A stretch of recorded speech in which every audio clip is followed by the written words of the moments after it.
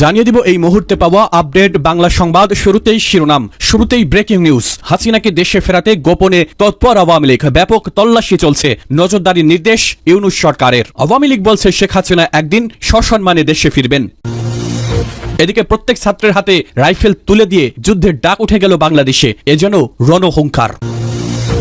আরো জানাবো, মশাল লাঠি হাতে জনতা, 48 ঘন্টার আলটিমেটাম ইউনূসকে। হাসিনার চেয়েও কি ভয়াবহ পরিণতি হতে যাচ্ছে ইউনূস সরকারের? এদিকে প্রয়োজনীয় সংস্কার করবে কমিশনই, ভোট নিয়ে ইউনূসের ঔদাসীন্যে কড়া বার্তা নির্বাচন কমিশনের। ইউনূসকে ছাড়াই নির্বাচনের দিকে এগোতে পারে নির্বাচন কমিশন। এবং সবশেষে ডক্টর ইউনূসের মামলা প্রত্যাহার হলেও বিএনপি নেতাকর্মীদের গুলো হয়নি, বলছে রিজভী। শুনলেন সংবাদ শিরোনামগুলি, এবারে বিস্তারিত। হাসিনাকে দেশে ফেরাতে গোপন তৎপর আওয়ামী লীগ, ব্যাপক তল্লাশি, নজরদারির নির্দেশ ইউনূস সরকারের। শেখ হাসিনাকে দেশে ফেরাতে গোপনে তৎপর আওয়ামী লীগ সংগঠনের প্রতিটি ইউনিট থেকে 200-250 নেতাকর্মীকে এক সপ্তাহের মধ্যে ঢাকায় জড়ো হতে নির্দেশ দিয়েছে শেখ হাসিনার দল। এই মর্মে গোপন গোয়েন্দা রিপোর্ট হাতে পেয়েছে বাংলাদেশ সরকার। ওই রিপোর্টের ভিত্তিতে বাংলাদেশ পুলিশ বাহিনীর জন্য বিশেষ নির্দেশ জারি করেছে। তাতে বলা হয়েছে, সকলের গতিবিধি পর্যবেক্ষণ করতে হবে, যাদের বিরুদ্ধে মামলা মোবাইল ট্র্যাকিং এর মাধ্যমে তাদের চিহ্নিত করে গ্রেপ্তার করতে হবে, গুরুত্বপূর্ণ স্থানে চেকপোস্ট তৈরি করতে হবে, ফেরিঘাট, রেল স্টেশন ও বাস স্ট্যান্ডের উপর নজরদারি বাড়াতে হবে, স্থানীয় রাজনৈতিক বৃন্দের সহযোগিতা নিয়ে ঢাকামুখী কার্যক্রম মোকাবেলা করতে হবে। এই ব্যাপারে বিএনপি, জামাত ইসলামী ও এনসিপি অর্থাৎ জাতীয় নাগরিক পার্টির সাহায্য নিতে পুলিশকে নির্দেশ দিয়েছে বাংলাদেশ পুলিশের সদর দপ্তর। নির্দেশিকায় বলা হয়েছে, সমস্ত সামাজিক মাধ্যমে নজর চালাতে হবে। আওয়ামীকে অর্থ দিয়ে সাহায্য করে এমন ব্যক্তিদের বিরুদ্ধেও ব্যবস্থা গ্রহণের নির্দেশ দিয়েছে পুলিশ সদর। এমনকি ভাড়ায় চালিত বাস, মিনি বাসের উপরও নজর রাখতে বলা হয়েছে। পুলিশের এই নির্দেশিকা নিয়ে তীব্র প্রতিক্রিয়া দিয়েছে আওয়ামী লীগ। তাদের বক্তব্য,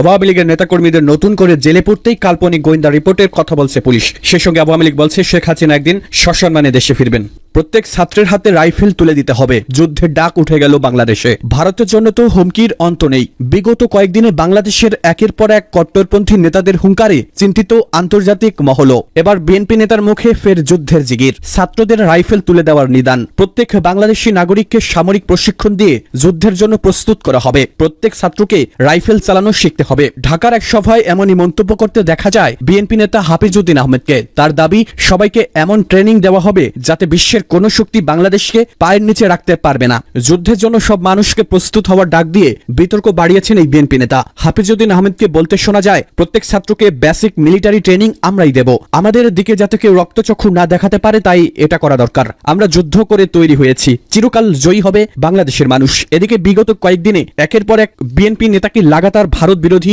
মন্তব্য করতে দেখা গিয়েছে। এমনকি ভারতীয় পণ্য বয়কটেরও ডাক দিতে দেখা গিয়েছে। এবার তাতে নবতম সংযোজন হাফিজউদ্দিন আহমেদের।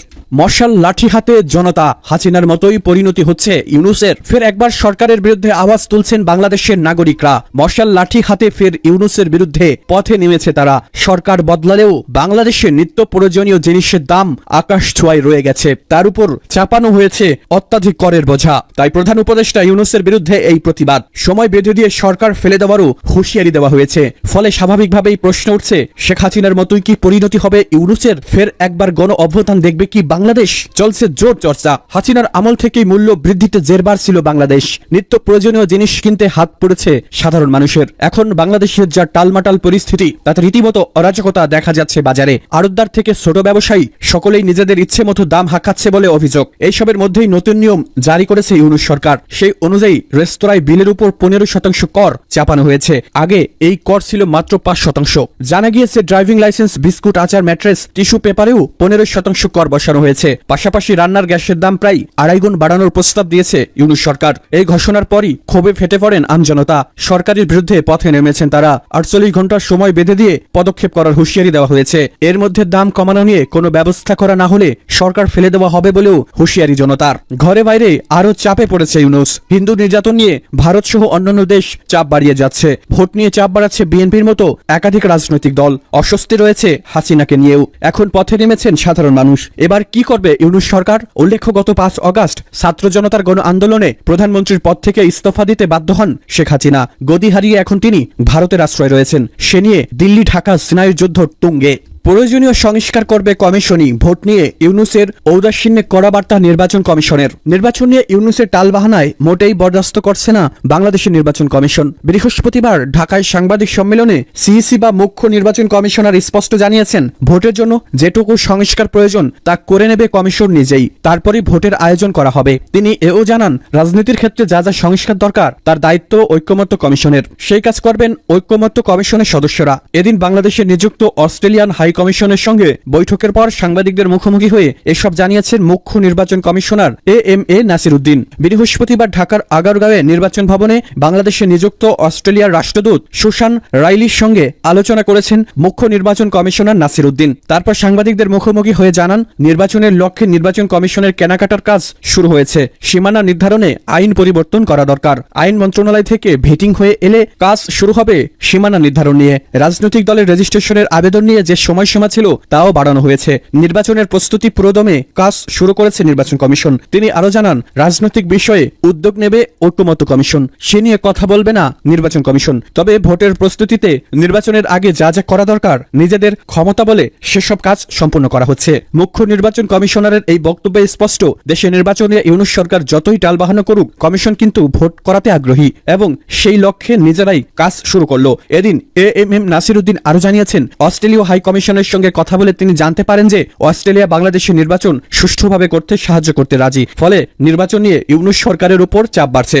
ডক্টর ইউনূসের মামলা প্রত্যাহার হলেও বিএনপি নেতাকর্মীদের গুলো এখনো হয়নি বলছে রিজভী। 8 মাস হয়ে গেল বিএনপি নেতাকর্মীদের নামে মামলাগুলো কেন প্রত্যাহার করা হচ্ছে না তা নিয়ে প্রশ্ন তুলছেন বিএনপির সিনিয়র যুগ্ম মহাসচিব রুহুল কবির রিজভী। তিনি বলেন, প্রধান উপদেষ্টা ডক্টর মোহাম্মদ ইউনূসের মামলাগুলো প্রত্যাহার হয়ে গেলে কিন্তু বিএনপি নেতাকর্মীদের গুলো এখনো হয়নি। শনিবার জাতীয় প্রেস ক্লাবে ন্যাশনালিস্ট রিসার্চ ফাউন্ডেশনের এনআরএফ এর আলোচনায় রুহুল কবির রিজভী অভিযোগ করেন, আদালত শেখ হাসিনাকে ফ্যাসিস্ট হতে সহায়তা করেছেন। ফ্যাসিবাদের বিচারকদের বিচার হতে হবে। হিটলারের সহযোগী বিচারকদের যদি বিচার হতে পারে, শেখ হাসিনার সহযোগী বিচারকদের কেন হবে না? অধিকাংশ উপদেষ্টার দুর্নীতির সাথে সম্পর্ক নেই, কিন্তু কারো কারো বিরুদ্ধে যে দুর্নীতির অভিযোগ উঠছে তা সত্য। ডিসেম্বর থেকে জুন সরকার নির্বাচন নিয়ে কেন দ্বিধা দ্বন্দ্বের মধ্যে মানুষকে ঘোরাচ্ছেন তা নিয়েও প্রশ্ন তোলেন রুহুল কবির রিজভী।